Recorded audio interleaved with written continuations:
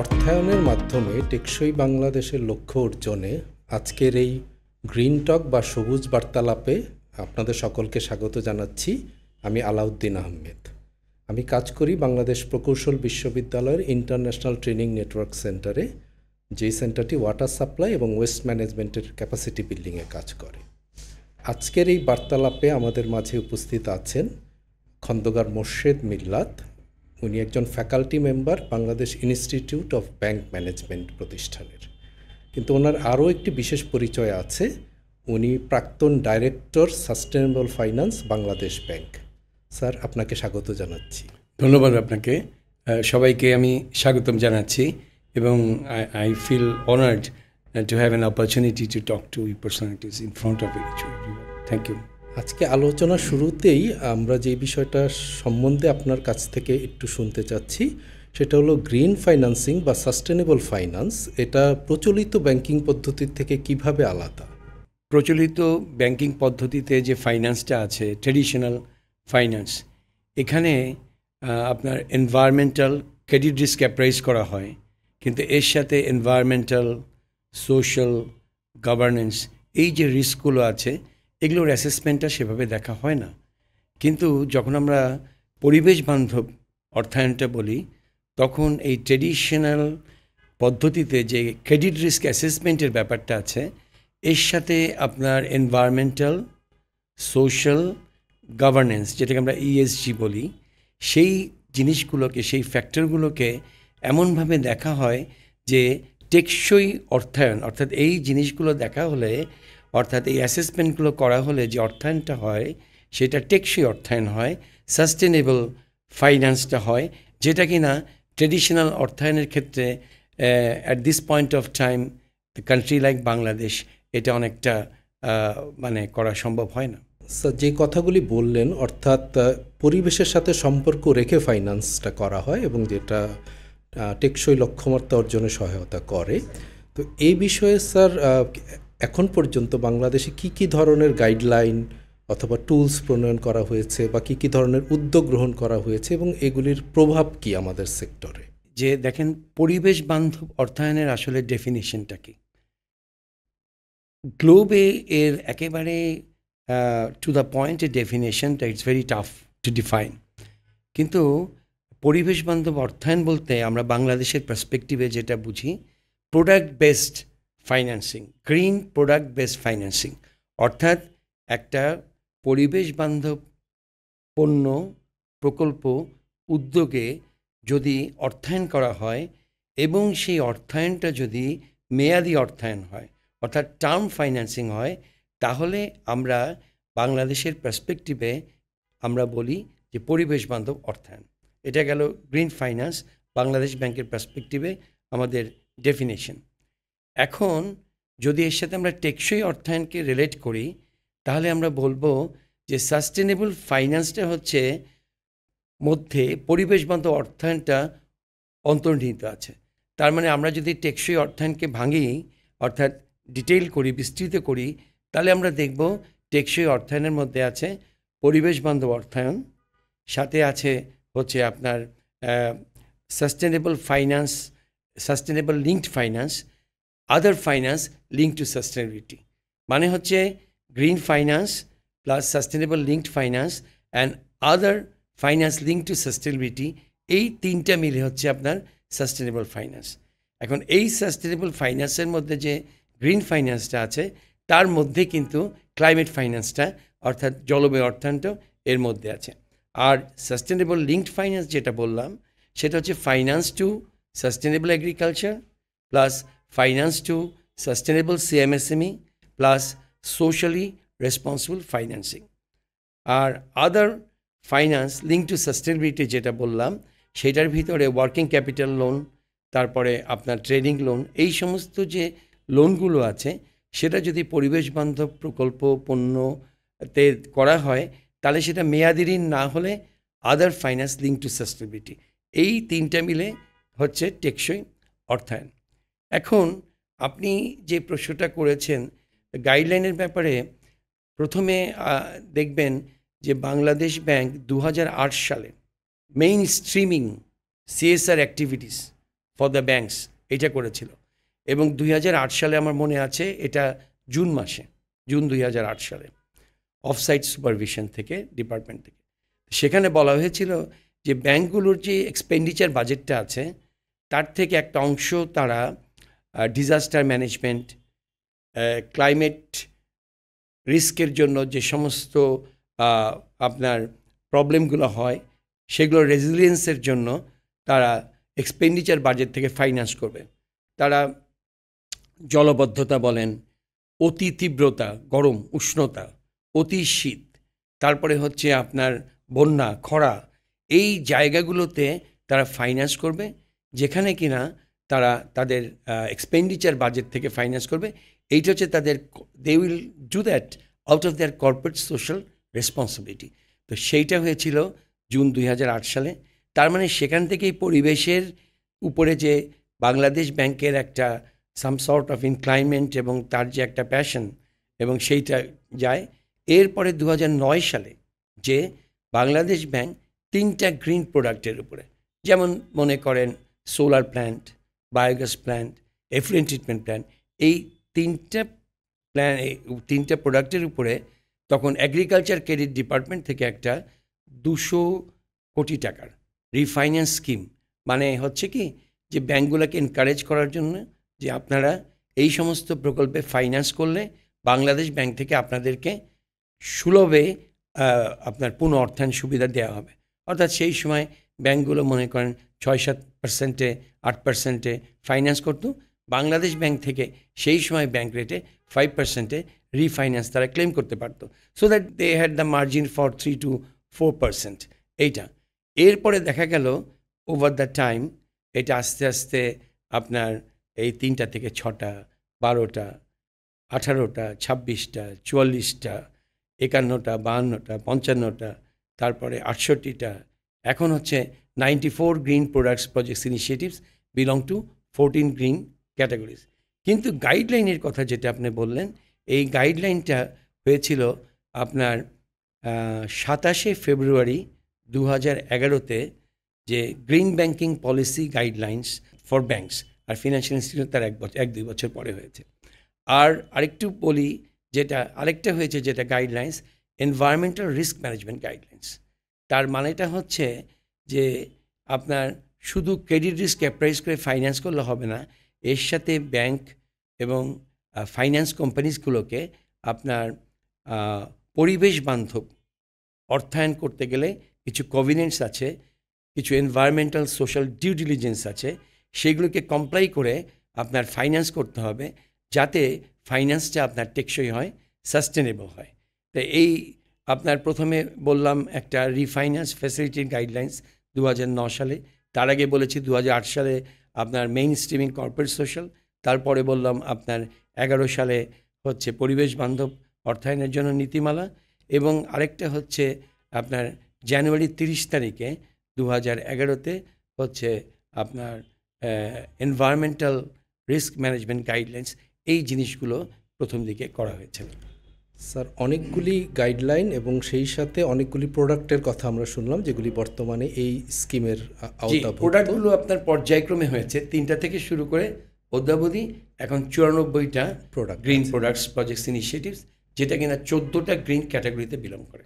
তো এক্ষেত্রে স্যার, যারা একটু ক্ষুদ্র উদ্যোক্তা বা সিএসএমই বলে আমরা যাদেরকে চিনি, তারা যখন এই রিসাইকেলড প্রোডাক্ট বা রিসাইকেল ইন্ডাস্ট্রিতে আসে, তাদের ক্ষেত্রে এই বেনিফিটটা কেমন কাজ করে বা এর প্রভাব সম্বন্ধে কিছু হাইলাইট করতে পারেন কি? ভালো প্রশ্ন করেছেন, খুবই সুন্দর। কারণ আপনার এই যে প্রোডাক্টগুলো যেটা 94টা, এর মধ্যে দেখবেন একটা ক্যাটাগরি আছে গ্রিন সিএমএসএমই, যে আপনার গ্রুপটা, টার্গেট গ্রুপটার কথা আপনি বললেন। গ্রিন সিএমএসএমইতে এরকম আপনার দেখা যায় all products projects initiatives belong to cottage ইন্ডাস্ট্রিজে যতগুলো প্রোডাক্ট বিলং করে সবগুলো আপনার গ্রিন প্রোডাক্ট হিসেবে চিহ্নিত, আইডেন্টিফাইড। তার মানেটা হচ্ছে কোনো ব্যাংক যদি এটাতে ফাইন্যান্স করে এবং সেটা যদি টার্ম লেন্ডিং হয়, কারণ আমি আগেই বলেছি বাংলাদেশ রেগুলেশনে ফাইন্যান্স করলেই হবে না গ্রিন প্রোডাক্টে, that has to be term loan in nature. তো সেই ক্ষেত্রে যদি এটা মেয়াদি ঋণ হয়, তাহলে সেখানে কিন্তু 5%, ম্যাক্সিমাম ফাইন্যান্স করবে, আর ব্যাঙ্কগুলো হচ্ছে 1%-এ রিফাইন্যান্স ক্লেম করতে পারবে। তার মানে হচ্ছে সিএমএসএমই গ্রুপটার জন্য যতগুলো প্রোডাক্ট আছে সবগুলো প্রোডাক্ট হচ্ছে গ্রিন প্রোডাক্ট হিসেবে আইডেন্টিফাইড, এবং সেখানে ফাইন্যান্স করলে if those finance are nature as term loan, সেটা হচ্ছে গ্রিন ফাইন্যান্স। এছাড়া আপনার যে আরেকটু বলি গ্রিন অ্যাগ্রিকালচার, সেখানেও কিছু ইনক্লুসিভ কিছু প্রোডাক্ট আছে, যে জায়গাটায় যেমন মনে করেন আপনার পাম্পিং মেশিন অর্থাৎ এগ্রিকালচারে দেখা হয়, সেইখানে কিন্তু 3% আরেকটু করা হয়েছে সোলার পাম্পিং মেশিন। এইটাতে এই সোলার ইরিগেশন পাম্পিং মেশিন, এইটাতে কিন্তু 3%-এ আপনার ব্যাঙ্কগুলো ফাইন্যান্স করতে বলা হয়েছে। সেখানে তারা মার্জিনটা একটু কম পায় 1%, এবং that is to encourage the farmers and agriculture, green agriculture sector. কিছু ইনক্লুসিভ গ্রিন ফাইন্যান্সের কথা আমি বলতে পারি, যেমন মনে করেন আপনি ইলেকট্রিক ভেহিকেলে ফাইন্যান্স করবেন, আপনার ইনক্লুসিভ। আপনি সাতক্ষীরা অঞ্চলে দেখেন সেখানে দুর্যোগ হয়, সেখানে মানুষজন ফ্লোটিং হাউসের দরকার হয়, ওই সমস্ত জায়গায় যদি আপনি ফাইন্যান্স করেন, সেটাকে বলে স্যান্ডউইচ প্যানেল। সেখানে ফাইন্যান্স করলে আপনি 5%-এ ফাইন্যান্স করতে পারবেন এজেন্সির মাধ্যমে, কারণ ওই সমস্ত ভালনারেবল গ্রুপসকে ফাইন্যান্স করলে তো আপনার রিপেমেন্ট হবে না। So there has to be someone as an agent, যে তারা ফাইন্যান্স করবে এবং তাদের মাধ্যমে ফাইন্যান্স করা হবে এবং তারাই রিপেমেন্টটা এনশিওর করবে। সো লো কস্ট ফান্ডিংটা for the vulnerable groups like CMSME, এবং যারা কিনা মনে করেন এই যে সাতক্ষীরা অঞ্চলে বা দুর্যোগপূর্ণ এলাকায় বা পাহাড়ি অঞ্চলে তাদের চাষাবাসের জন্য, চাষবাসের জন্য, এই সব জায়গাতে আবার কিছু এসএমই প্রোডাক্ট লাইক ইলেকট্রিক ভেহিকেলের কথা বললাম, এই সব জায়গাতে ফাইন্যান্স করলে সেটা গ্রিন ফাইন্যান্স হবে এবং সেটা ইনক্লুসিভ গ্রিন ফাইন্যান্স হবে। সো এই জিনিসগুলোর জন্য গাইডলাইন্সটা it is there in the sustainable finance policy. Bangladesh bank একটা সুন্দর পলিসি করেছে, সাস্টেনেবল ফাইন্যান্স পলিসি, যেখানে কি না এই 94 প্রোডাক্টসকে আইডেন্টিফাই করে দিয়েছে 14টা গ্রিন ক্যাটাগরিতে, এবং তার মধ্যে আপনি যেটা বললেন সিএমএসএমই তাদের জন্য আছে, গ্রিন এগ্রিকালচার তাদের জন্য আছে, সোশ্যালি রেসপন্সিবল ফাইন্যান্সিং তাদের জন্য কতগুলো প্রোডাক্ট দেওয়া আছে। তার মানে কোনো ব্যাংকার যদি এই সমস্ত প্রোডাক্টগুলো দেখে, সে একেবারে প্রথম থেকেই বুঝতে পারবে যে আমি কোথায় ফাইন্যান্স করছি, whether I am contributing to socially responsible or CMSME or green agriculture, মানে সব কিছু একেবারে পরিষ্কার একদম, মানে মানে ক্লিয়ার অ্যাজ ক্রিস্টাল। হ্যাঁ, অনেকগুলি স্যার পয়েন্ট বলেছেন এবং বেশ সুন্দর করে বলেছেন, এবং কোথায় কোথায় আমাদের কাজ করার সুযোগ আছে সেগুলি বলেছেন। কিন্তু এই গ্রিন ফাইন্যান্সিং মেকানিজমে স্যার এখনও কি কোনো চ্যালেঞ্জ দেখেন কি না, যেই জায়গাগুলি এখনও রয়ে গেছে, যেগুলি আসলে উত্তরণ করা দরকার, এগুলি যেটা বললেন ক্ষুদ্র উদ্যোক্তা সহ অন্য সকলের মাঝে আরও সহজলভ্য করার জন্য? অবশ্যই চ্যালেঞ্জ আছে, কিন্তু বিষয়টা হচ্ছে কি, আমি যেটা মনে করি সেটা হচ্ছে যে access to finance is a challenge, এটা মানুষ বলে, কিন্তু আমি এটার সঙ্গে টোটালি এগ্রি করি না। আমি বলি যেটা, যে it is a challenge but it's not a big challenge. The biggest challenge আমি মনে করি ইনফরমেশন গ্যাপ।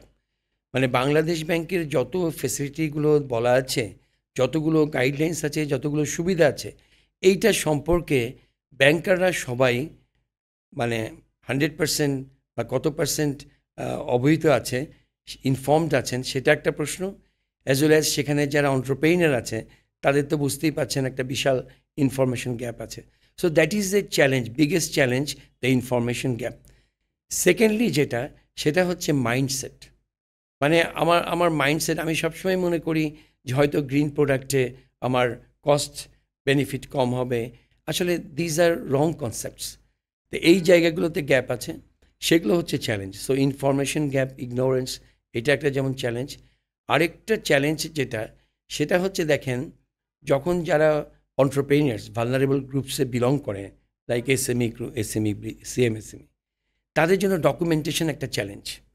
তা কিন্তু আমি মনে করি ডকুমেন্টেশনটা এই জন্য চ্যালেঞ্জ না, যেহেতু ডকুমেন্টেশনটা করে দেওয়ার জন্য সাপোর্টিভ এজেন্ট যেটা আছে, যারা এটাকে করে দিতে পারে, সামান্য কিছু তাদেরকে যদি একটুখানি মানে মনে করেন যে এক্সপোজারটা আছে তার 0.05% যদি তাদেরকে দেয়া হয়, তাহলে তারা সুন্দর করে ডকুমেন্টেশনটা করে দিতে পারে ইনফরমেশন নিয়ে। So that is not A challenge. এখন প্রশ্ন আছে, যেমন আমি আপনাকে যদি একটা উদাহরণ দিয়ে বলি, say I am a women entrepreneur, আমি ব্যাংকের কাছে গেলাম, তো ব্যাংক আমাকে বলবে আপনি ছবি দেন, আপনি ট্রেড লাইসেন্স দেন, আপনি এক্সপেরিয়েন্স সার্টিফিকেট দেন, আপনি ট্রেনিং সার্টিফিকেট দেন, আপনি টিআইএন দেন, সব কিছু আমি দিলাম। দেওয়ার পরে ব্যাংক বলবে যে আপনি কোল্যাটারাল দেন। তা আমি বলবো সরি, আমি তো কোল্যাটারাল পারছি না। কেন? আমি বললাম যে দেখেন, বাংলাদেশ ব্যাংক তো বলে দিয়েছে যে মহিলা অন্টারপ্রেনারের জন্য যদি সব কিছু ঠিক থাকে তাহলে আপ টু 25 লাখ, 25 লাখ পর্যন্ত আমি ফাইন্যান্স নিতে পারবো উইদাউট কোল্যাটারাল। তাহলে আমি কেন পাবো না? ব্যাংক বলবে ঠিক আছে, আপনি এটা পাবেন, পার্সোনাল গ্যারান্টি দেন। পার্সোনাল গ্যারান্টির ক্ষেত্রে প্রশ্ন হচ্ছে, যেটা আগে ছিল 3টা পার্সোনাল গ্যারান্টি দরকার, এখন বাংলাদেশ ব্যাংক সহজ করে একটা থার্ড পার্টি গ্যারান্টি চেয়েছে, আরও চেয়েছে হচ্ছে সোশ্যাল গ্যারান্টি। যেমন এসএমই ফাউন্ডেশনও কিন্তু গ্যারান্টি দিতে পারে তার এসএমই অন্টারপ্রেনারের জন্য। ইভেন আমি একজন মহিলা অন্টারপ্রেনার আছে, আমি একটা অ্যাসোসিয়েশনে বিলং করি, সেই অ্যাসোসিয়েশন যে আমি বুটিক বাটিক করি বা টেইলারিং করি, এটার একটা অ্যাসোসিয়েশন আছে, সমবায় আছে, তারা কিন্তু এটা গ্যারান্টি দিতে পারে। So guarantee is not a big deal, personal guarantee is not a big deal. এর চাইতেও ভালো একটা সুবিধা কি জানেন? সেটা হচ্ছে যে আমাদের যে ক্রেডিট গ্যারান্টি ডিপার্টমেন্ট বাংলাদেশ ব্যাংকের আছে, তারা বলেছে যে আমরা কিছু সিলেক্টিভ ব্যাংকের সাথে we can reach to an agreement. সেখানে আমরা এমনভাবে টিউনড আপ হতে পারি যেখানে কিনা ওই সিলেক্টিভ ব্যাংকারগুলোকে আমরা কীভাবে সিলেক্ট করি তার এলিজিবিলিটি ক্রাইটেরিয়া তারা ফুলফিল করেছে কিনা, এবং সেখানে দেখি তাদের নন পারফর্মিং লোন এবং আরও কিছু ইন্ডিকেটার্স আছে, এগুলো দেখে আমরা তাদেরকে বলি যে হ্যাঁ we can reach to an agreement with those selective banks. সেখানে কী হবে, ওই ব্যাংকের যে অন্টারপ্রেনার যারা আছে তারা যদি চায় ব্যাংকের কাছে পার্সোনাল গ্যারান্টি, তখন ব্যাংক আর জানবে যে বাংলাদেশ ব্যাংকই তাদের ওই ভালো জেনুইন ক্লায়েন্টের জন্য বাংলাদেশ ব্যাংকই পার্সোনাল গ্যারান্টি দেবে। So personal guarantee is not a big deal, এবং কোল্যাটারালও একটা বড় সমস্যা না। সেইখানে যদি এসএমই ফাউন্ডেশন একটা স্ট্রাকচার ডেটাবেস করতে পারে, যে ডেটাবেসে আপনার ক্রেডেনশিয়ালস বলেন, তার ক্রেডিট হিস্ট্রি বলেন, এক্সপিরিয়েন্স বলেন। যেমন এখন এসএমই ফাউন্ডেশনের একটা বই আছে, সে 300 অন্টারপ্রেনারে, সেখানে কি আছে? সেখানে আছে খালেদা বেগম বা মহুয়া রায়, এবং তিনি কোথায় আছেন? মোহাম্মদপুরে আছেন। কি করেন? বুটিক বাটিক করেন। সো এইটা কোনো ডেটাবেস না, এইটা দিয়ে ব্যাংক কোনো কাজ করতে পারে না। সো একটা structure database is badly required, needed, কারণ আমাদের নাই এটা। এইটা থাকলে যারা ব্যাংকার্স আছে they would like to facilitate, তো তারা ফ্যাসিলিটেট করতে পারবে যদি সেই ধরনের যে স্ট্রাকচার ডেটাবেস পায়। সেখানে পার্সোনাল গ্যারান্টি বলেন, কোল্যাটারাল বলেন, এটা খুব বড় একটা ডিল হবে না, ম্যাটার করবে না। আর আরেকটা ব্যাপার, যেটা ব্যাংক যে এইটা করবে বলবে, সেই ক্ষেত্রে যে জিনিসটা, যেটা আমরা কিন্তু ব্যাংকগুলোকে, বাংলাদেশ ব্যাংক কিন্তু ব্যাংকগুলোকে বলেছে যে আপনারা নিজেরাও পোটেনশিয়াল ক্লায়েন্টের জন্য ডেটাবেস করবেন। আর এটা আরেকটা ব্যাপার হচ্ছে, জাতীয়ভাবে ন্যাশনালি আমাদের কোনো ডেটাবেস নাই।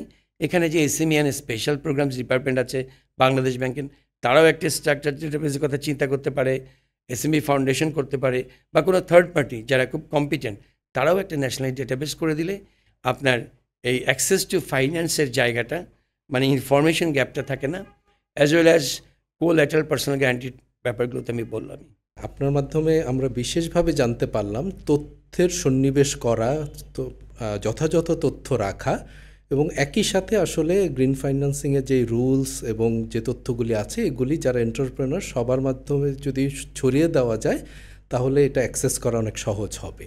তো এক্ষেত্রে আমরা অনেক সময় একটা টার্মিনোলজি শুনে থাকি যেটা জাস্ট ট্রানজিশন বা ন্যায্যতার ভিত্তিতে পরিবর্তনের কথা আমরা বলে থাকি। এর মাধ্যমে নারী অথবা যারা আমরা তরুণ উদ্যোক্তা, একই সাথে আপনি শুনে থাকবেন যে আমাদের স্যানিটেশন ওয়ার্কারদের কোঅপারেটিভস আছে, এই ধরনের গ্রুপগুলি কিভাবে উপকৃত হতে পারে? এটা খুব ইম্পর্ট্যান্ট একটা কোয়েশ্চেন করেছেন। এখানে ব্যাপারটা হচ্ছে কি, এরা তো ভালনারেবল গ্রুপস। তো একটা জিনিস আমাদের মাথায় রাখতে হবে যে যারা ব্যাংকস এবং ফাইন্যান্স কোম্পানিজগুলো আছে, they would like to facilitate এই ভালনারেবল গ্রুপসকে, তারাও ফ্যাসিলিটেট করতে চায়। কিন্তু বিষয়টা হচ্ছে যে এই গ্রুপের যারা গ্যারান্টি দেবে সেই গ্যারান্টার খুঁজে পাওয়া যায় না, কোল্যাটারাল নেই এখানে। এখন এইখানে যখন ব্যাংক ফাইন্যান্স করবে তখন ব্যাংক তো ডিপোজিটারের একটা অংশ তারা ফাইন্যান্স করে, তাহলে ব্যাংক যদি নিজে সাস্টেনেবল না হয়, how could they make this vulnerable groups sustainable? সেই ক্ষেত্রেই প্রশ্নটা চলে আসছে যে বাংলাদেশ ব্যাংক এই সমস্ত ভালনারেবল গ্রুপসের জন্য যেটা করেছে সেটা হচ্ছে আপনার প্রি ফাইন্যান্স। মানে আমি একটা ব্যাংক আছি, আমি ফাইন্যান্স করব, তারপরে বাংলাদেশ রিফাইন্যান্স দেবে, not that. there is a special arrangement for these vulnerable groups, এবং সেখানে কি আছে, প্রি ফাইন্যান্স। মানে বাংলাদেশ ব্যাংককে আগে অর্থায়নটা করবে, দেবে, দেওয়ার পরে আমি ব্যাংক আমার কাছে আসলো, আমি ওখান থেকে ফাইন্যান্সটা করলাম, তার মানে এটাকে বলে প্রি ফাইন্যান্স। প্রি ফাইন্যান্স হলে এখানে আরেকটা সুবিধা হচ্ছে যে ক্রেডিট গ্যারান্টি। তাহলে এটা 25,000 কোটি টাকার একটা রিভলভিং প্রি ফাইন্যান্স ফেসিলিটি আছে ফর দ্য ব্যাংকস। এখন এইটাতে হচ্ছে কি, for two facilitate those vulnerable groups. এবং এইখানে যেটা যে ক্রেডিট গ্যারান্টিটা, সেটা কে দিবে? সেটা বাংলাদেশ ব্যাংক দিচ্ছে ক্রেডিট গ্যারান্টিটা। তার মানে আমি যদি একটা ব্যাংক হই, আমি যদি সাস্টেনেবল হতে চাই, তাহলে আমি তো ভালনারেবল গ্রুপকে ফ্যাসিলিটেট করছি, সেই ক্ষেত্রে বাংলাদেশ ব্যাংক আমাকে সাস্টেনেবল করে দিচ্ছে। কিভাবে? ক্রেডিট গ্যারান্টি দিচ্ছে ওই সমস্ত আপনার ভালনারেবল গ্রুপের জন্য 25,000 কোটি টাকার একটা প্রি ফাইন্যান্সের আওতায় আগেই আমাকে টাকাটা দিয়ে দিচ্ছে। ইট ডাজন্ট মিন যে আমি ফাইন্যান্স করে তারপরে বাংলাদেশ ব্যাংক থেকে রিফাইন্যান্স ক্লেম করব, টাইম ফ্যাক্টর আছে, পাবো কি পাবো না, এরকম অ্যাংজাইটি নাই। সো প্রি ফাইন্যান্সটা হয়ে যাচ্ছে আমার ব্যাংকের, একই সাথে আমি যে ফাইন্যান্সটা করছি, সেই ফাইন্যান্সটা করার পরে যাদেরকে করছি তাদের জন্য আবার ক্রেডিট গ্যারান্টি। তাদের জন্য আপনি বলেছেন উইমেনদের জন্য ক্রেডিট গ্যারান্টি আছে 15 লাখ টাকা পর্যন্ত আপনার এই ক্রেডিট গ্যারান্টি বাংলাদেশ ব্যাংক দেয়। তার মানেটা কি? তার মানে অ্যাটলিস্ট 15 লাখ টাকা পর্যন্ত আমি তো তাকে ফাইন্যান্স করতে পারবো। তার মানে একটা ভালনারেবল গ্রুপসের জন্য 15 লাখ টাকা কিন্তু কম না, তাহলে বুঝে দেখেন। তো এই জায়গাগুলোতে এরকমভাবে আছে। প্লাস আপনি যে নতুন উদ্যোক্তা বলছেন, নিউ এন্টারপ্রেনার, তাদের জন্য কিন্তু এই ক্রেডিট গ্যারান্টিটা অবহিত আছে। অর্থাৎ পরিচ্ছন্নতা কর্মী বা স্যানিটেশন ওয়ার্কার, তারাও কি এই গ্রুপের মধ্যে পড়ে? Exactly so. কারণ যখন আপনার স্যানিটেশন ওয়ার্কার যারা হবে, তাদের কি আছে? কোল্যাটারাল। তো কোল্যাটারাল ফ্রি লোন তাদের জন্য আছে, কোল্যাটারাল লাগবে না। পার্সোনাল গ্যারান্টি এখানে মানে তাদের অ্যাসোসিয়েশনে তারা দিতে পারে, বা আপনার সোশ্যাল গ্যারান্টি দিতে পারে। কিন্তু এছাড়াও বাংলাদেশ ব্যাংকের যে ক্রেডিট গ্যারান্টি স্কিমের আওতায় এদের জন্য অবহিত আছে এটা। আর একই সাথে আমি বলতে চাই যে এদের যে ডকুমেন্টেশন বলেন, এটা একটা প্রশ্ন যে এরা কিভাবে ডকুমেন্টেশন করবে। আমি আগেই বলেছি এটার জন্য সাপোর্টিভ এবং হেল্পিং হ্যান্ডস আছে, তারা কিন্তু এটা করে দিতে পারে। এবং আরেকটা জিনিস আমি বলি যে স্যানিটেশন ওয়ার্কাররা, আমি যদি এটাকে 3 ভাগে ভাগ করে দেখাই, মনে করেন স্যানিটেশন ওয়ার্কার্স যারা, তারা তো একেবারেই ভালনারেবল গ্রুপ। এদের মধ্যে আবার মনে করেন যারা কালেক্টর আছে, বা যারা মনে করেন এই যে ক্লিনিংয়ে আছে, বা এগ্রিগেটর আছে, আবার তারা এরা যে পরিষ্কার পরিচ্ছন্নতা কর্মী যারা আছে, এদের যে আপনার ফ্যাসিলিটি, যেমন কাউকে হয়তো একটা গাড়ি দেওয়া, তারপরে তারা যে ওই যে ময়লার যে ইয়েটা যেটা ভ্যাকুয়াম ট্যাঙ্ক, হ্যাঁ, সেইটা যে পরিষ্কারের ব্যাপার আছে, এই জায়গাগুলোয় তাদের যে ইকুইপমেন্টস বলেন, তাদের যে টুলসগুলো বলেন, সেগুলোর জন্য কিন্তু আপনি এই পরিবেশ বান্ধব পণ্যের আওতায় তারা কিন্তু লো কস্ট ফান্ডিং ডিজার্ভ করে এবং পায়। যেখানে যেখানে বাধা আছে, সেই বাধাগুলো কিন্তু আমি বলেছি দূরীকরণের জন্য কি আছে। পার্সোনাল গ্যারান্টি, ক্রেডিট গ্যারান্টি স্কিমের আওতায় Bangladesh bank, low cost funding আছে, কোল্যাটারাল ফ্রি লোন আছে, আর পার্সোনাল গ্যারান্টি যেটা আছে সেটা তাদের জন্য তো অনেক বেশি অবহিত। আপনি তো এই সেক্টরে অনেক দিন ধরে কাজ করছেন এবং এই বিষয়ের পিছনে ধারাবাহিকভাবেই সাপোর্ট করে যাচ্ছেন। আমাদেরকে কি কোনো উদাহরণ হিসাবে এরকম কোনো আশার গল্প বা কাজ করেছে এই ধরনের ফাইন্যান্সিং, এই ধরনের কোনো উদাহরণ আমাদের সামনে রাখতে পারেন? দেখেন, আমি আসলে একটা কথা বলি, যারা এই স্যানিটেশন বা ওয়েস্ট ম্যানেজমেন্ট, বিশেষ করে ওয়েস্ট ম্যানেজমেন্টে 3টা গ্রুপে আমি ভাগ করতে পারি, আমরা দেখতে পারি। একটা হচ্ছে কালেক্টর, একটা হচ্ছে অ্যাগ্রিগেটর, আরেকটা হচ্ছে ম্যানুফ্যাকচারার। তো এই ক্ষেত্রে হয় কি, যারা those who are the manufacturers, তারা হচ্ছে আপনার ব্যাংক লোন পেতে পারে, কোনো প্রবলেম হয় না তেমন। যারা অ্যাগ্রিগেটর আছে তারা they have some sort of problem. আর যারা কালেক্টর আছে তাদের জন্য তো একেবারেই বিষয়টা কঠিন।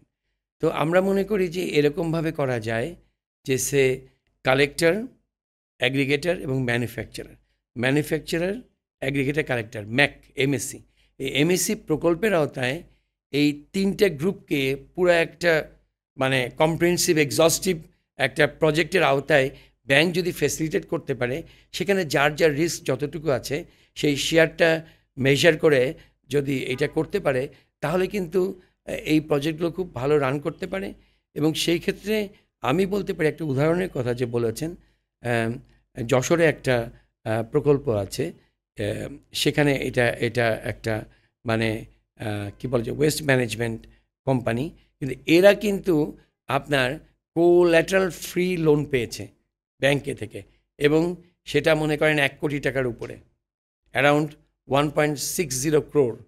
তাহলে 1,60,00,000 টাকা যদি কোল্যাটারাল ফ্রি লোন পেতে পারে, এবং এর সাথে সম্পর্কিত অ্যাগ্রিগেটর বলেন, কালেক্টর বলেন, তারা সবাই কিন্তু তার যার রেশিওতে কিন্তু দে আর বিং প্লেসড উইথ।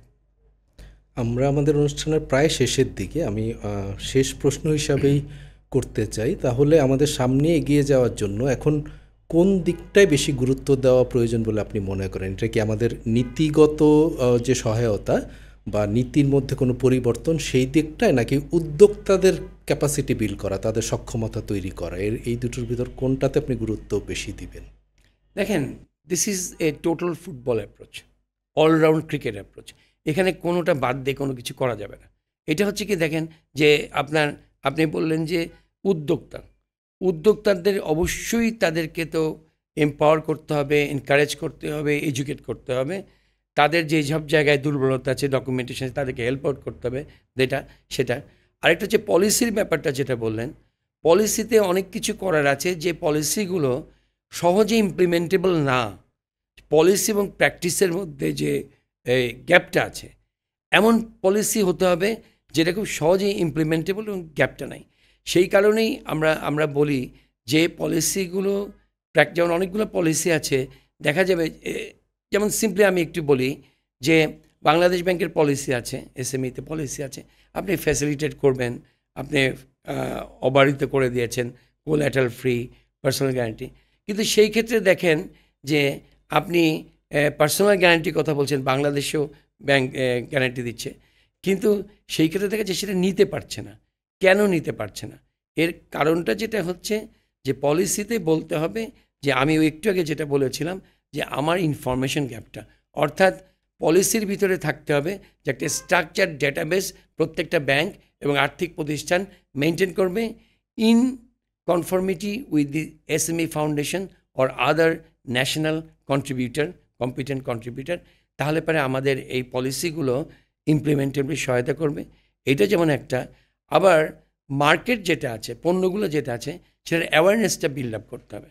কারণ মার্কেটে যদি ডিম্যান্ড ক্রিয়েশন না হয় এবং দোজ হু আর দ্য এন্টারপ্রেনিয়ার্স, তারা যদি জানতে না পারে যে আমার এই প্রোডাক্টগুলো আছে যেটা আমি সহজেই লো কস্ট ফান্ডিংয়ের আওতায় ব্যাঙ্কগুলো থেকে নিতে পারি, এটা যদি আমি জানতে না পারি, আমি বলতে পারি যে আমি একটা এন্টারপ্রেনিয়ার আছি, আমি কিন্তু জানিই না যে আমি কোন সাবসেক্টরে বিলং করি, সিএমএসএমইর। আমি কি কটেজে বিলং করি, নাকি আমি মাইক্রোতে বিলং করি, না আমি স্মলে বিলং করি, না আমি মিডিয়ামে বিলং করি? কারণ আমি যদি এটা জানতে না পারি, তাহলে কিন্তু আমার জন্য অবারিত আছে যে এত লক্ষ টাকা পর্যন্ত ব্যাংক আমাকে ফাইন্যান্স দিতে পারে। কিন্তু আমি যদি নাই জানি আমার ডেফিনেশন, আমার আইডেন্টিফিকেশন, সো এই জিনিসগুলো ট্রান্সপারেন্ট হওয়া দরকার, যেটা গ্যাপটা আছে।